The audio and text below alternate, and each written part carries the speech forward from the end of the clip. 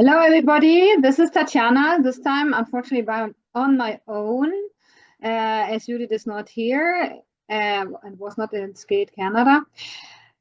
So I'll give you a quick recap of what happened at Skate Canada. That was exciting again. The third Grand Prix of the season. It's hard to believe that's already halfway through. So 3 of 6 are done. And yes, it was very exciting again. So the pairs were the first ones to finish their competition. And here we had Diana Stellato-Dudek and Maxime Deschamps winning. It was a big win for them because they were second in France. And they were not so happy with how they skated there, but now they were able to put out a very strong free skating. And as I said, not perfect yet, but it was enough then to win the gold medal at Skate Canada. I think like the sixth Grand Prix win overall in their career. Amazing. And yes, the short program, they were second place. The death spiral was only graded a level 1. The triple toe wasn't so great. Diana was very upset about the death spiral. She thought maybe it was too high. Her position was too high, or the position was too high. So yes, but they made up for it in the free skating, and she was very emotional after that. It meant a lot. At second place, silver medal for Miniki, Minerva Hase, Nikita Volodin from Germany. The favorites heading into this event, and they won the short program with a very strong performance. Unfortunately, in the free, first he fell on the triple toe. He actually landed it and then he slipped, so the whole combination was gone. That's a lot of points. And after such a mistake, it's hard to kind of regroup, but they did. They did the triple sal and all the other elements, then up to the throw triple flip, which is still a new element for them. And unfortunately, yeah, Minerva missed it.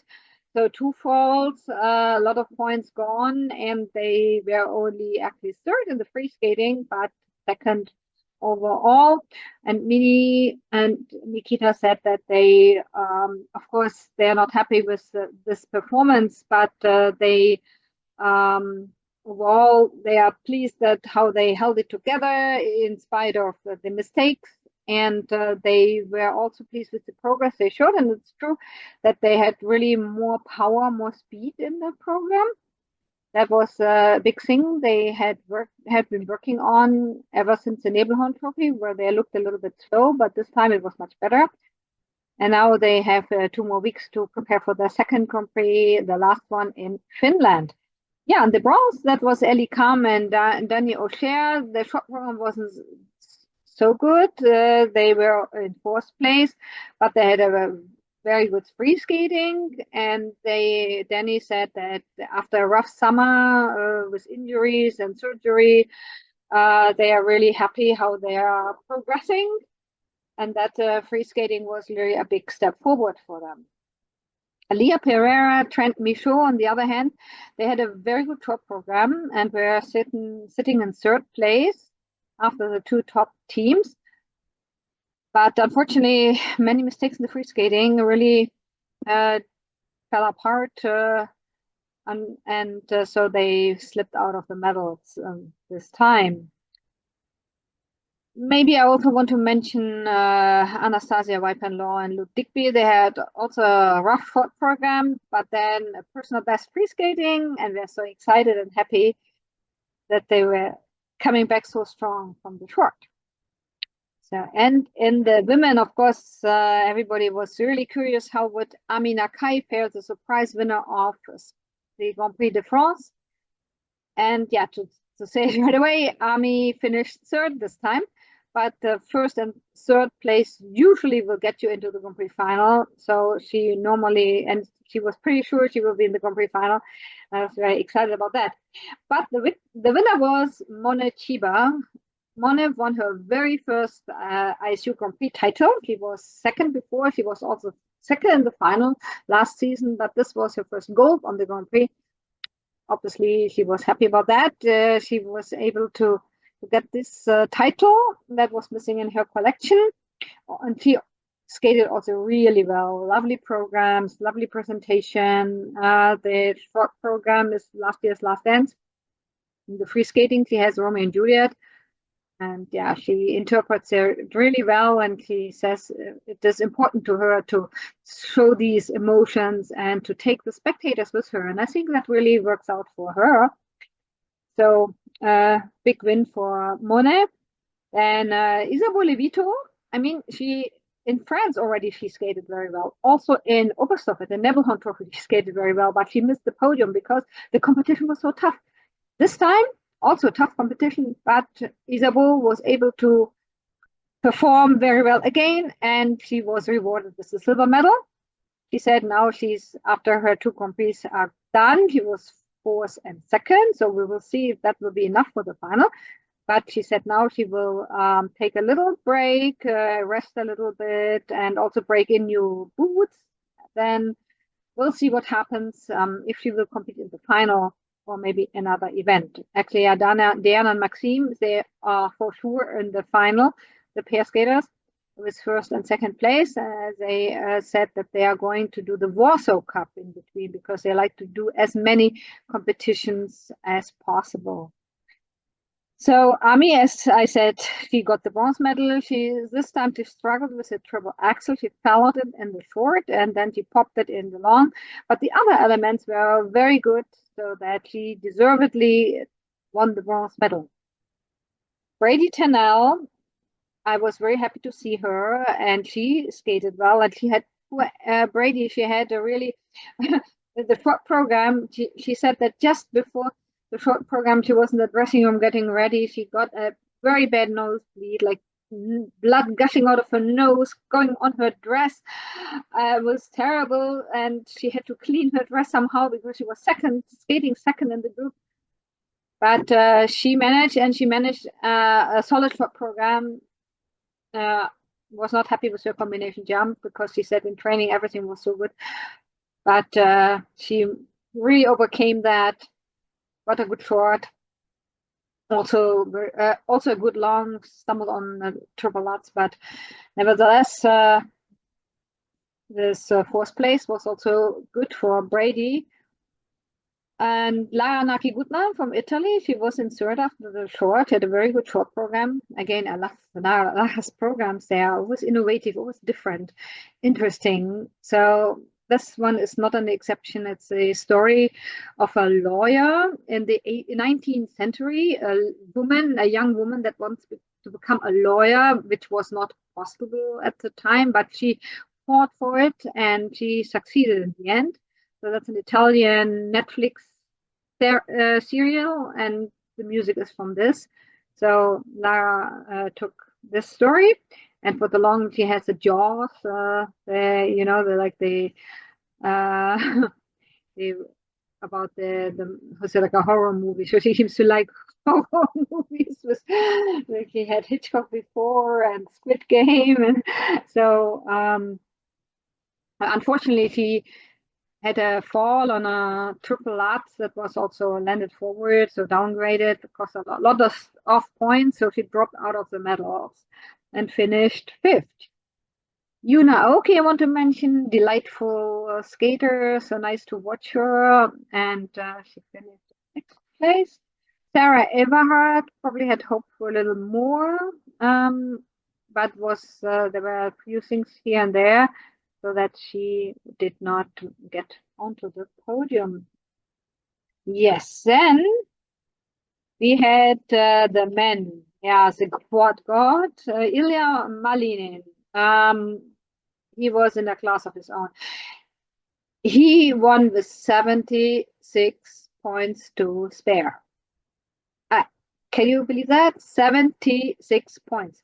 And Kao Muir, the bronze medalist, he said that Ilya's technical score in the free skating, 138 points, it was more than he got for his whole program, for his whole program at the Grand Prix de France. But Grand Prix de France was, of course, a bad competition for Kao in the free skating. Anyway, So Ilya, he was just outstanding. Led on the short. He landed everything on the short. He got a Q on the last, but then in the free, all jumps, no Qs, and yeah, he went for the quad loop, which he did successfully. That was something he had said he was thinking about trying, so he did, and yeah, he landed it. I think everything he sets already his mind on, he's already doing it, and then everything else, very good quality. Also, the crowd loved, of course, his acrobatic tricks. And so Ilya set a new record score for the free skating with 228 points. And so this is now the highest free skating score in the men's so far. And he had also with 333 points, 8-1. It was a personal best also in the total score, but the record score is still standing. The overall total score record still standing from Nathan Chen with 335. So, but Ilya, I guess it won't take long, and he will also get this record. Now Ilya said he's going home and he will continue to work. He said, "Yeah, you always can add more difficulty. I mean, if you hear that." The quad axel could be still coming. And this is something Ilya said definitely he would like to show the quad axel at the Olympic Games, as it would be a very good occasion. At this point, he doesn't really seem to need it anyway, but of course, would be great to see the quad axel again. Now looking forward, Ilya is looking forward to go home, work on his programs, and see his cat, Misty and Mew Mew, his cute cats. Alexander Zelevko, the silver medalist from Estonia. So first ever Estonian man to win a medal on the ISU Senior Grand Prix, because there was Nina Petrikina, his teammate. She won in the women's like 2 years ago at Skate America. She won the bronze, but no man had ever won Senior Grand Prix.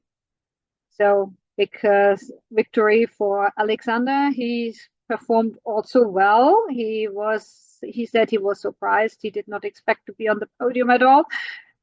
Short program, really, I think it's such a cool program. It is Kiss from Prince, and it's the way he interprets it, choreographed by Adam Solia, by the way. It's a really cool program. The long program, he made a mistake. He fell on the triple axel, but he landed quad lats. It was him and Ilya and Nikolai Memola. Yeah, I think he has 3 quad lats. So very good result for Alexander, but he only has 1 Grand Prix so far. He only got 1. We'll see. Maybe if somebody else withdraws, he gets a chance. There was a friend of mine was even joking. Maybe his brother Michael will withdraw from Finlandia Trophy to give his brother the chance to make the final. So far, only 1 Grand Prix for Alexander. Kaumura, he said he had a nightmarish experience at the Grand Prix de France in the free. Maybe you remember, he really fell apart. It was sad. It was terrible to watch. But good for him that he was able to come back from that. He changed his free skating again. It was like his third, because he started the season. He had the Phantom of the Opera, and then he went back to the Last Samurai, and after the Nightmare from France, he decided he's going to use the last year's program because he feels very comfortable in it, the Umbrellas of Cherbourg. So, and this program, it went much better. He even landed the quad loop. So it was like the first time for him to land it with positive GOEs, as he said. Good step forward for him. Of course, no final after the bad poor performance in France, but nevertheless, he proved that he's still here and that he can do something and stays in contention for the Japanese Olympic team. Because all the Japanese men, nobody's really consistent, except for Yuma maybe, but so it's still the battle is open for these spots. We talked about in China, we saw Sota Yamamoto, for example, and it was also ups and downs. Kazuki Tomono was second in the short. Also, very cool program, I must say, the short program. A long program, very lyrical, totally contrast, very calm. So it's interesting to see how different Kazuki can be on the ice. Long program, yeah, some errors. So he slipped to fourth place and was out of the medals. He said he still was quite happy with how he held it together overall, and he feels it's going upwards for him. Nika Egatze, he was the bronze medalist in France, and obviously he was hoping for another medal in Canada. Also, he had a chance to make it to the final. Short program left him in 8th place. Mistake also in the long program, not everything perfect. So, but he moved up to 5th overall. Yeah, Nikolai Memono, also some mistake in the free, but overall pretty good with his quad lats. The first one he tripled, but then he did a quad. Yes. And the Canadians, we know that the Canadians are battling also for one Olympic spot, and we had 3 top Canadians there. So Stephen Gogolev, who won the Nebelon Trophy, Roman Sadowski, and Alex Arakic. So, and Roman was the top Canadian man at the Grand Prix in Canada. That's maybe already something that's important regarding the selection process. But we know that there's still Keegan Messing, who announced his comeback, and we'll see when he competes what is happening, but he's not on the Grand Prix. Kevin Amos, yeah, I want to mention he was considered a top contender. He was in the Grand Prix final last year. He even beat Guilherme Malini in the free skating score, only the free skating segment at Skate America. But Kevin unfortunately had an injury. He said he had an injury to his foot, so he could not train for a week, and then he couldn't really jump. So he only started jumping not so long ago, and the quad was still good. He did not do the quad. On purpose, he did not want to do the quad. He did triple toe. Everything went well. But then in the free program, there were some errors, and so he, in the end, was only in 10th place. But yeah, he knew that he was not in top shape. So then the ice dance. Ice dance, also interesting. Hyper Gillis Porphyry, they debuted in competitions this season. So we saw a brand new rhythm dance, supermodel. Nice idea to use this kind of theme because in the 90s there was the era of the supermodels. So, and they found a song, and that supermodel song and works well. I think it's a good program, suits them very well. For the free skating, they went back to their Vincent program, and they said it like 7 years ago they skated to it, if I'm not mistaken. And I remember this program very well. I can't believe it's so long ago they skated to it, but a stunning dress inspired by Vincent van Gogh's painting Starry Night, and the songs there, Vincent, Starry Night. So it's really nice, soft program, and they felt like this was the best program. They wanted to rework it, they wanted to present it and do it again, and they felt it at the time they did not really show the whole potential of this program. So while the program was very nice, there was unfortunately a mistake, and in ice dance, as you know, every single little wobble can be so costly. It's yeah, dramatic. And so in the lift was shaky. The lift didn't really go up at the first attempt, so the curve lift.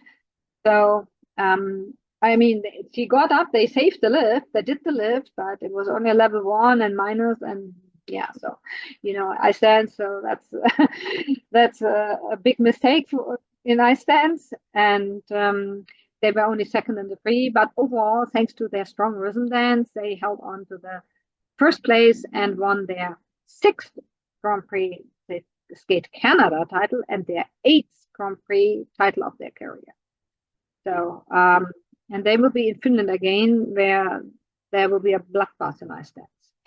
So then Alison Reed, Saulius Ambrolevicius in their second Grand Prix. They had a very busy start of the season, but also a very strong start of the season because they were ready, so ready soon. They had to be, no choice because of the Olympic qualifier. And they, again, were very solid, very strong, performed very well. The crowd especially enjoyed the upbeat and fast music. Then when they had the rhythm dance and then their techno music and the free dance.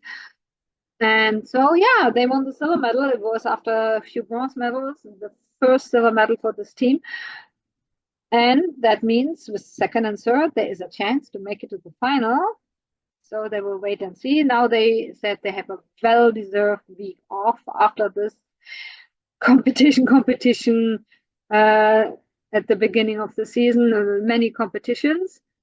Yeah, they did Bolero Cup, and then they did the qualifier, then they did Grand Prix de France, and now Canada, and there was not much time in between all these events. So now a well-deserved week off, also going back to Lithuania for an event there, and then they will see if they get to the final. If not, they will do another competition around that time. So maybe the Golden Spin in Zagreb, as you know, I always call it the B final. The B final is the competition for all the skaters that didn't make it to the final, but they are still top skaters and they got close to the final. Yeah, then there was a battle for the bronze. A little unexpected that Marjorie Lajua, Zachary Laga were in fourth place only after the after the rhythm dance. They got an attention mark for their choreo sequence. Again, as I said, like little mistakes that might not even necessarily notice as a spectator, they cost a lot of points. So he failed to grab her leg in the choreo sequence. So that was already a mistake. Yeah, the requirements are very strict. And then also another attention mark they got in the choreo sequence, the free dance. And this time it was because slammed the boards, he said. Which I didn't even notice, I guess. Well, but they went back to their free dance that they skated, or it was them that skated 7 years ago to the free dance. Yeah, the White Crow. The White Crow, Nureyev, a very balletic program, beautiful program. They have also new costumes, and yeah, with this strong program, well, they moved up. Then it was close between them and Christina Carrere and Anthony Ponomarenko. They had the Americans had a little wobble in the rhythm dance, but we're still third. And the free dance was very well skated, Notre Dame de Paris. We have a video interview coming up with Christina and Anthony on this channel, so stay tuned for that very soon. Katarina Mrazkova, Dan Mrazek from the Czech Republic, young and dynamic team. So they came in fifth. I was the Balagenia free programs. They're very intense. So I must say I'm not such a big fan of this music, but they're very intense. And their rhythm dance is like rock music, and they really go all out in this dance. So you can watch this. Yeah, I think that was it then from the Grand Prix in Canada. Already we move on to the next event in Japan, the NHK Trophy, with some new skaters entering now the series and others trying to confirm their spot. And there's the comeback of the Shibutanis in our season that is a rich in comeback. So the next big comeback coming up. Then we have Sui and Han in the pairs, and we have Kontimachi in the pairs. We have Yuma Kageyama competing in his first Grand Prix, Kaori Sakamoto competing in her second. So again, it will be an exciting competition in Japan. Stay tuned, follow, and watch. Bye bye.